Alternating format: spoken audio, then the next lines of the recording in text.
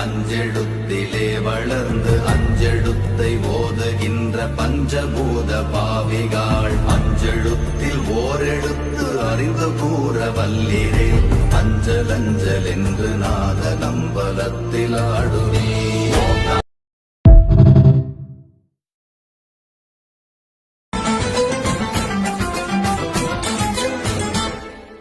தண்ணியில மீன் அழுதா கரைக்கொரு தகவலும் வருவதில்லை. எனக்குள்ள நான் அழுதா துடைக்கவே எனக்கு ஒரு நாதி இல்லை. என் கண்ணீர் ஒவ்வொரு சொட்டும் வைரம் வைரமாகுமே.